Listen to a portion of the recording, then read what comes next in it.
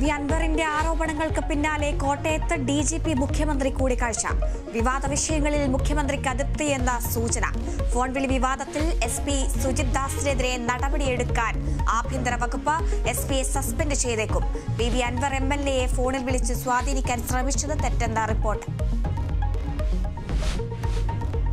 കോൺഗ്രസ് നേതൃത്വത്തിനെതിരെ ഗുരുതര ആരോപണങ്ങളുമായി Simi rose bell John.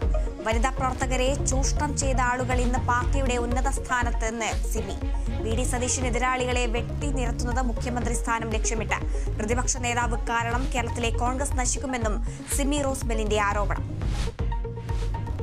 മുകേഷിന്റെ മുൻകൂർ ജാമ്യാപേക്ഷയിൽ അന്വേഷണ സംഘം എറണാകുളം പ്രിൻസിപ്പൽ സെഷൻസ് കോടതിയിൽ സത്യവാങ്മൂലം നൽകും. ലൈംഗിക പീഡന പരാതിയിൽ മുകേഷിന്റെ മുൻകൂർ ജാമ്യാപേക്ഷയെ എതിർത്ത് അന്വേഷണ സംഘം. ജയസൂര്യക്കെതിരായ പരാതിയിൽ നടിയുടെ രഹസ്യമൊഴി ഇന്ന് രേഖപ്പെടുത്തും. ഉരുൾപൊട്ടലിൽ തകർന്ന വെള്ളാർമല മുണ്ടക്കൈ സ്കൂളുകളിലെ കുട്ടികൾ വീണ്ടും ക്ലാസുകളിലേക്ക്. താൽക്കാലിക പഠന സംവിധാനം ഒരുക്കുന്നത് മേപ്പാടി ഹയർ സെക്കൻഡറി സ്കൂളിലും കമ്മ്യൂണിറ്റി ഹാളിലും. സ്കൂളിലേക്ക് തിരികെ എത്തുന്നത് 600ഓളം കുട്ടികൾ. പ്രവേശനോത്സവത്തിൽ വിദ്യാഭ്യാസ മന്ത്രി പങ്കെടുക്കും.